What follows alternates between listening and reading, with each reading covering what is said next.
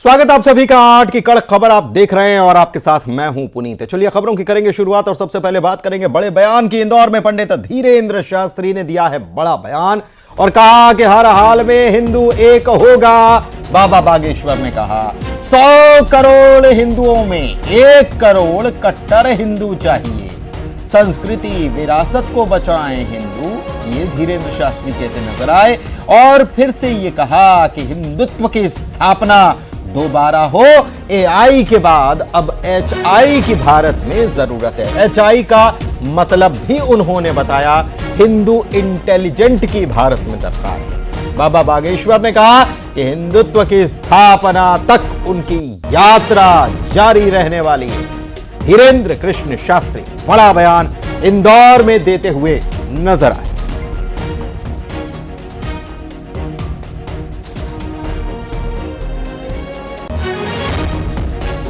हर हाल में इस देश में हिंदू एक होगा। हमको 100 करोड़ हिंदुओं में 1 करोड़ कट्टर हिंदू चाहिए, जो अपनी संस्कृति अपनी विरासत को बचा करके रखें और पुनः स्थापना हिंदुत्व की हो गए।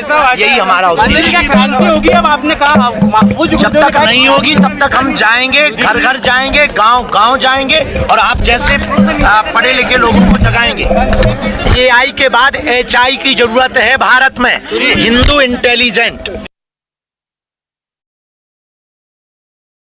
की जरूरत है। इधर विदेश यात्रा से मुख्यमंत्री लौट आए हैं। डॉक्टर मोहन यादव लौटने के बाद एक्शन में भी नजर आ रहे हैं। सीएम ने खाद्य वितरण व्यवस्था को लेकर विस्तार से चर्चा की और कहा कि खाद्य वितरण और विक्रय से जुड़ी गड़बड़ियों पर सख्त कार्रवाई की जाए। यह भी कहा कि प्रदेश में किसानों के लिए खाद की कमी नहीं आने दी जाएगी। कालाबाजारियों और अवैध भंडारण करने वालों के खिलाफ सख्त कार्रवाई के निर्देश दिए गए। बीते साल से वितरण केंद्रों की संख्या बढ़ाई गई है, लेकिन और साथ ही में उर्वरक वितरण ज्यादा हो गया, ये भी मुख्यमंत्री बता रहे हैं। लेकिन कह रहे हैं कि केंद्रीय मंत्री जेपी नड्डा से हम बात करेंगे और प्रदेश के किसानों के लिए खाद की उचित आपूर्ति हम सुनिश्चित करने का काम हम करने वाले हैं। खाद की कमी नहीं होने दी जाएगी।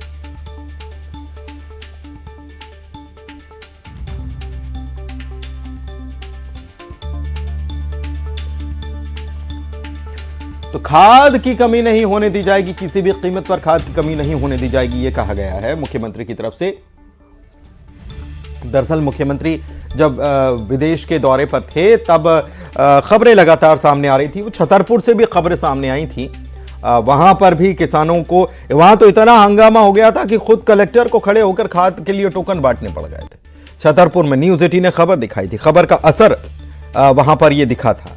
दूसरी तरफ गुना की बात करें, शिवपुरी की बात करें, टीकमगढ़ की बात करें, निवाड़ी की बात करें, सभी जगहों से खाद के संकट की खबरें आई थीं और बाद में कालाबाजारी की बातें आई, एक्शन भी हुआ, छापेमारी भी हुई।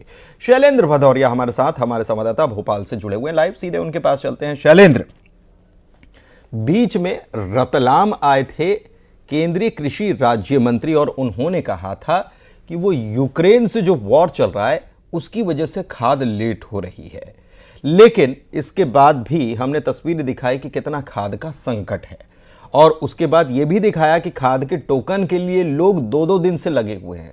मुख्यमंत्री तक ये बात पहुंची, अब मुख्यमंत्री को खुद एक्शन में आना पड़ा है।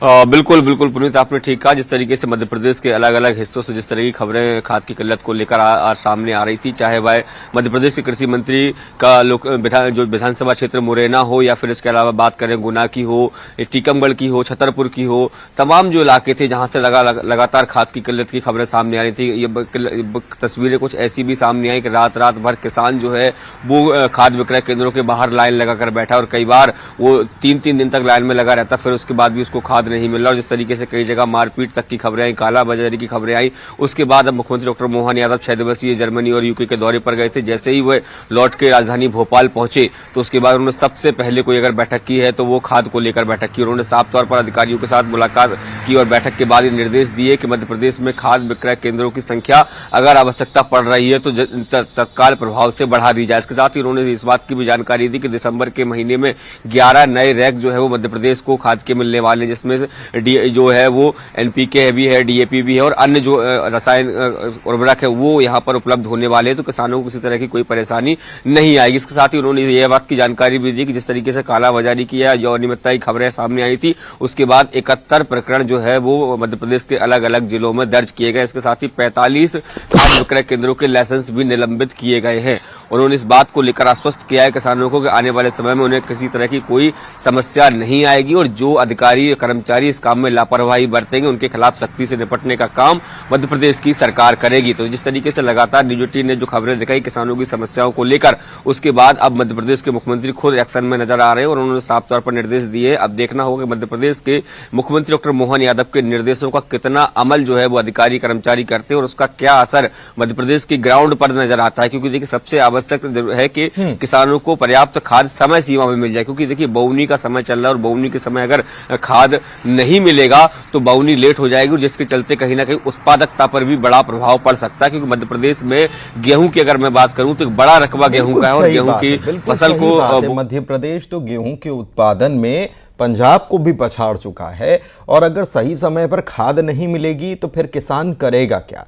क्योंकि इसलिए तो ये यहां पर लाइन लगी हुई है, वरना तो लाइन किसान को क्या जरूरत थी? अगर आसानी से उसके पास समय होता तो किसान इतनी संख्या में लाइन में लगता नहीं। ये समझ में आना चाहिए जो जिम्मेदार अधिकारी हैं उनको, और जिम्मेदारी उनको निभाना चाहिए। शैलेंद्र, आप हमारे साथ बने रहिए, आगे भी हम आपसे जानकारी लेंगे खबर पर, लेकिन फिलहाल एक बड़ी खबर बता देते हैं। छत्तीसगढ़ में महिलाओं के आर्थिक सशक्तिकरण के लिए शायद सरकार ने एक बड़ी पहल की है। सरकार ने दरअसल महतारी शक्ति ऋण योजना को लॉन्च किया है। वित्त मंत्री OP चौधरी ने इस योजना को लॉन्च किया। इस योजना के तहत महिलाओं को 25,000 रुपए तक का लोन बिना किसी औपचारिकता के दे दिया जाएगा। महिलाओं को स्वरोजगार के लिए सरकार प्रोत्साहित कर रही है और सरकार की ये योजना अहम मानी जा रही है।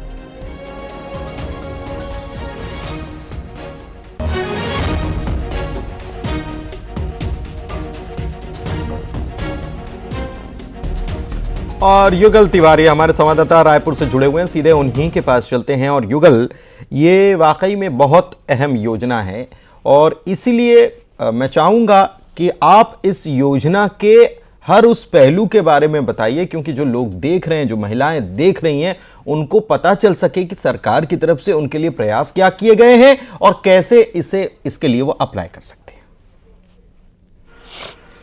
जी, आप देखिए, दरअसल ये पूरी योजना है महिलाओं को सशक्तिकरण है और उन्हें आत्मस्वावलंबी बनाने की दिशा में एक बड़ा निर्णय या बड़ा जो योजना इसे कही जा सकती है।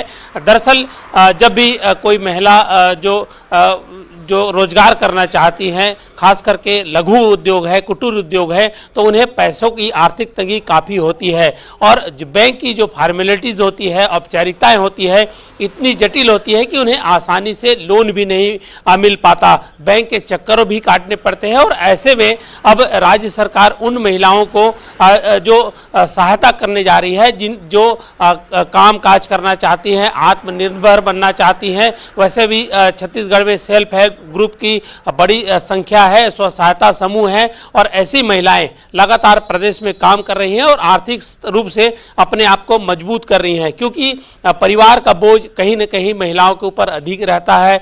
चूल्हा चौका के साथ साथ इस तरह से तमाम जो दिक्कतें हैं उनको सामना करता है, लेकिन वो आर्थिक रूप से समृद्ध नहीं हो पाती हैं। तो ऐसे महिलाओं के लिए बीजेपी की सरकार ने, विष्णुदेव साय की सरकार ने इस योजना को लॉन्च किया है और इसमें बैंक के अधिकारी भी मौजूद थे। वित्त मंत्री OP चौधरी भी यहाँ पर मौजूद थे और ठीक है, बहुत शुक्रिया युगल। लेकिन आगे आप हमारे साथ बने रहिए, अगली खबर पर आपसे हम जानकारी लेने वाले हैं। लेकिन महिलाओं के लिए एक बड़ा कदम सरकार ने उठाया है। मध्य प्रदेश में सर्दी का सितम शुरू हो चुका है। जी हां, सर्दी का सितम शुरू हुआ है। अभी तो सर्दी पड़ रही थी, लेकिन अब सितम भी होने लगा। पचमढ़ी की बात करें तो 5.2 डिग्री दर्ज किया गया यहां पर तापमान, पारा रिकॉर्ड किया गया है 5.2।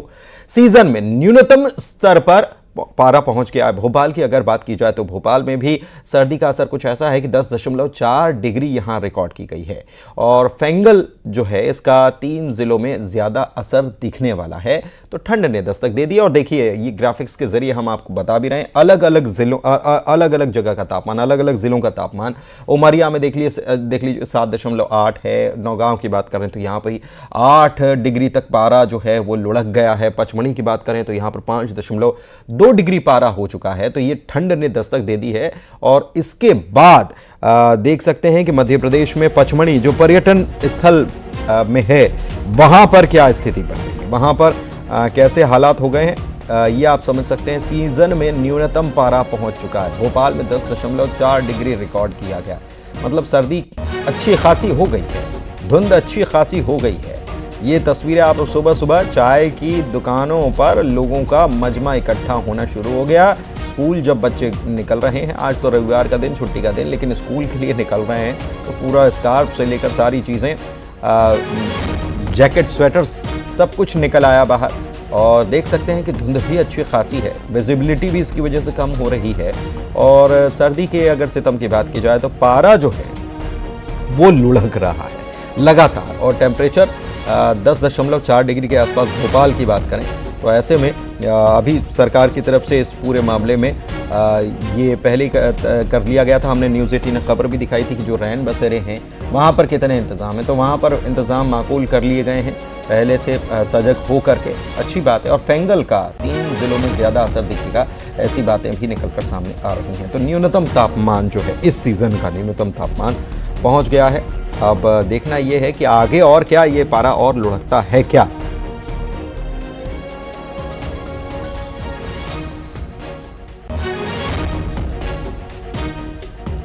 तो आइए अब आपको हम अलग अलग जिलों का तापमान, मध्य प्रदेश की अगर बात करें तो अलग अलग जिलों में क्या कुछ तापमान है देखिए ये सामने आ गई आपके तस्वीर। पचमढ़ी की बात करें 5.2, उमरिया की बात करें 7.4 और अगर नौगांव की बात करें तो यहां पर 8 डिग्री पारा पहुंच चुका है, जो कि अच्छी खासी ठिठुरन पैदा कर रहा है। पारा लगातार लुढ़कता जा रहा है। अगर भोपाल की बात करें, राजगढ़ की बात करें तो यहां पर भी देखिए भोपाल में 8.2, जबलपुर में 8.5, राजगढ़ की बात करें तो यहाँ पर भी 8 डिग्री टेम्परेचर दर्ज किया गया है। तो अच्छी खासी सर्दी। मलाजखंड क्षेत्र की बात करें 9.1, रीवा की बात करें 9.5, ग्वालियर में 10 डिग्री अभी भी बना हुआ है। दिल्ली में भी उतना पारा अभी गिरा नहीं है जितनी दिल्ली की सर्दी कही जाती है। लेकिन इंदौर की बात करें तो इंदौर में भी टेम्परेचर ठीक ठाक है, 12.2 है। और उज्जैन की बात करें तो वहाँ पर भी 12 डिग्री के आसपास टेम्परेचर दर्ज किया गया है। लेकिन भोपाल और उसके आसपास, पचमढ़ी के आसपास के क्षेत्र की अगर बात की जाए तो वहाँ पर अगर टेम्परेचर की बात करें तो 8 और पचमढ़ी में तो 5 के आसपास चला गया है। छत्तीसगढ़ की भी बात कर लेते हैं। छत्तीसगढ़ में भी मौसम जो है वो अच्छा खासा सर्द हो गया और छत्तीसगढ़ में अगर राजधानी रायपुर की बात करें या अन्य कई जिलों की बात करें तो वहाँ पर बादल छा गए हैं और ऐसे में दरअसल तूफान का असर जो है वो यहाँ पर देखा जा सकता है। बारिश की आशंका बढ़ गई है और किसानों को टेंशन बढ़ गई है। बारिश अगर होगी तो फसलों को नुकसान होगा। किसान इसके लिए परेशान भी हैं कि अगर बारिश हुई तो फिर कैसे करेंगे, क्योंकि अभी धान भी बिक रहा है, धान की खरीदी हो रही है और अगर बारिश होती है और धान की खरीदी में के बीच ये बारिश हो जाती है, जो धान है वो बड़ी मात्रा में खराब हो सकता है। और ये बादल पहले आ जाते हैं तो ये जो जिम्मेदार हैं उनको भी ताकीद कर सकते हैं कि आप अपनी व्यवस्था कर लो।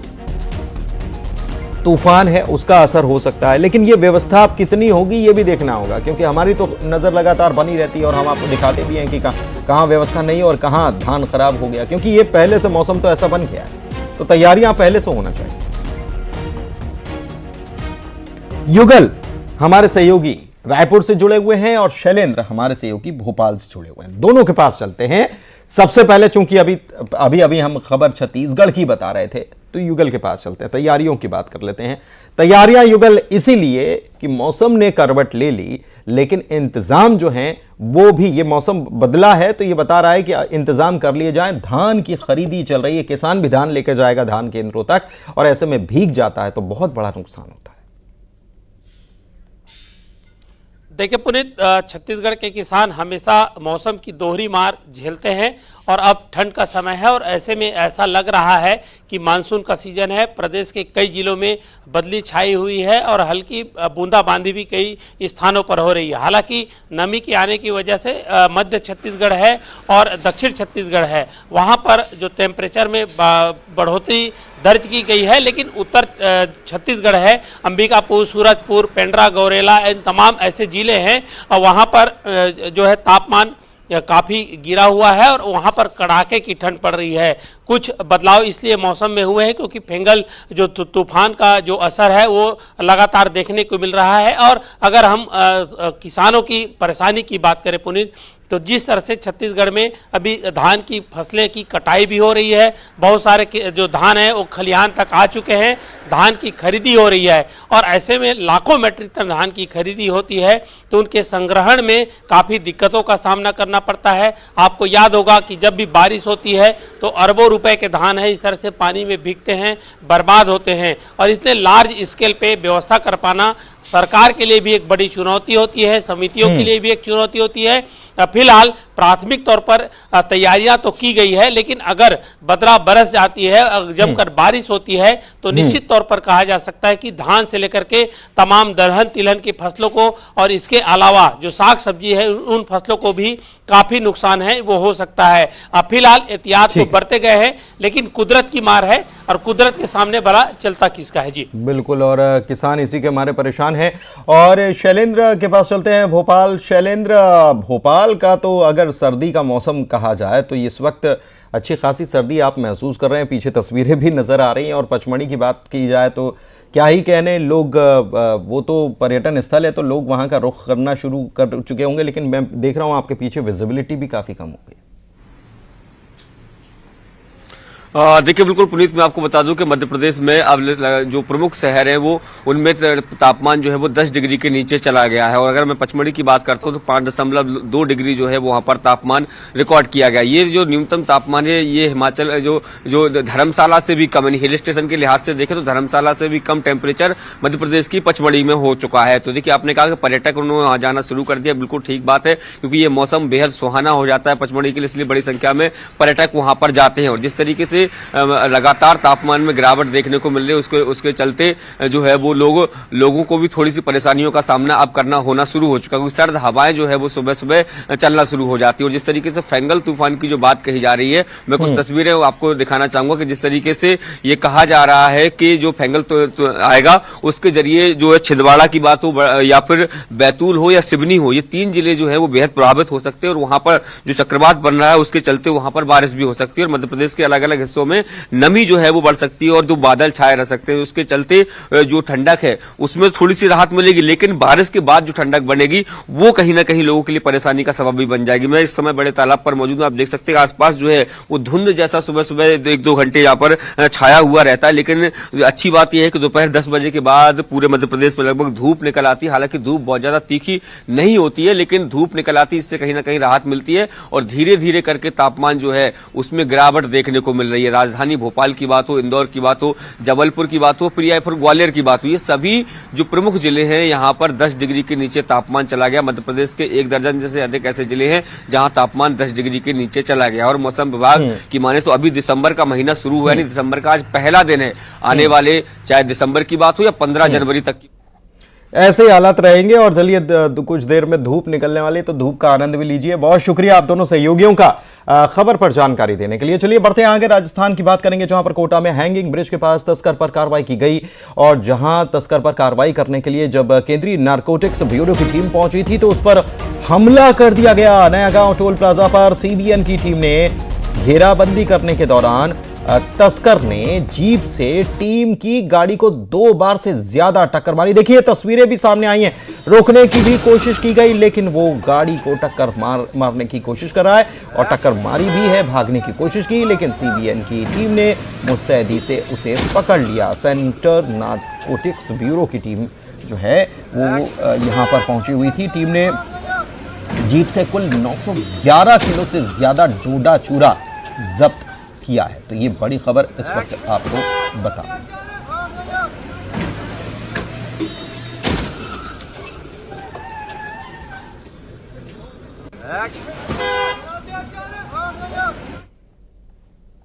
आगे बढ़ते हैं, नर्मदापुरम की बात करेंगे। घर में भीषण आग लग गई। तस्वीरें आप देखेंगे तो हैरान हो जाएंगे कितनी भीषण ये आग है। सिवनी मालवा की ये खबर है जहां पर घर में आग लग गई और घर पूरी तरह से जलकर खाक गया, सारा सामान जल गया।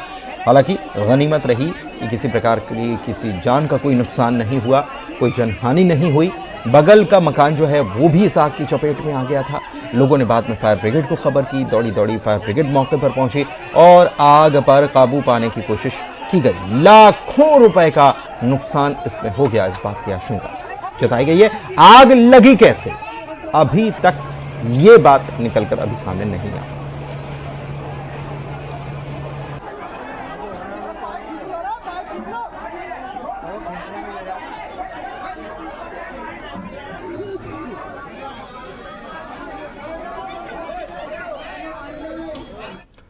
कांकेर की बात करते हैं। दो भालुओं का वीडियो वायरल हो रहा है और कभी भी भालू से यहां पर सामना हो सकता है, ये स्थिति बन गई है।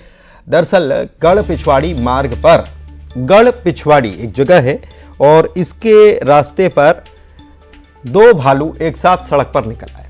सड़क से गुजरते लोगों ने इसका वीडियो बना लिया। वन विभाग ने अब लोगों को सावधान किया है। वैसे कांकेर में अक्सर भालू दिख जाया करते हैं, रिहायशी इलाकों में घुस जाया करते हैं, खबरें भी हम दिखाते रहते हैं यहां पर।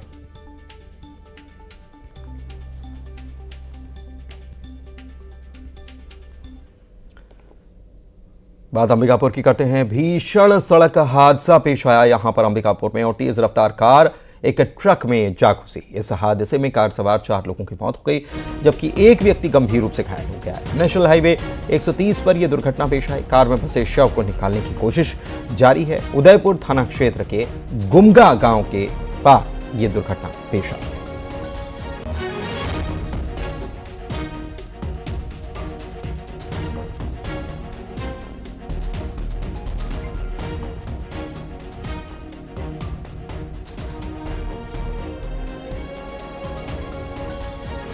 बड़ी खबर आपको अंबिकापुर से बता रहे हैं। दुर्घटना पेश आई, बड़ा हादसा हुआ, भीषण सड़क हादसा हुआ और लोग जो फंसे हुए गाड़ी में उनको निकालने की कोशिश की जा रही है क्योंकि 4 लोगों की मौत हो गई, एक की हालत गंभीर है और तेज रफ्तार कार जो है वो एक ट्रक में सीधे चली गई। नेशनल हाईवे 130 पर यह दुर्घटना पेश आई जब कार की रफ्तार इतनी ज्यादा थी कि वो कंट्रोल नहीं हो पाई और सीधे सीधे जाकर इसकी टक्कर हो गई एक ट्रक से।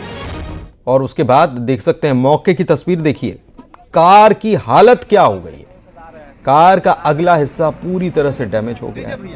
इसमें 5 लोग सवार थे, 4 लोगों की मौत हो गई। देखिए ड्राइवर साइड पूरी तरह से डैमेज हो गया और बड़ी मुश्किल आई अंदर जो लोग फंसे थे उनको निकालने के लिए। 4 लोगों की मौत हो गई। देख सकते हैं पूरा हिस्सा, अगला हिस्सा तो पूरी तरह से खत्म हो गया और बाद में जो अंदर लोग थे, बैठे थे, सवार थे, वो फंस गए थे। उनको निकाला गया जिनमें से 4 लोगों की मौत हो गई। एक व्यक्ति की हालत गंभीर बनी हुई है और सबसे बड़ी बात ये, ट्रक में सीधे, कार की रफ्तार ज्यादा थी और सीधे ट्रक में जा घुसी। अरे जवान लोग आओ ना। और आइए अब नजर डालेंगे टॉप 20 खबरों पर। राजस्थान के कोटा में तस्कर पर कार्रवाई करने गई केंद्रीय नारकोटिक्स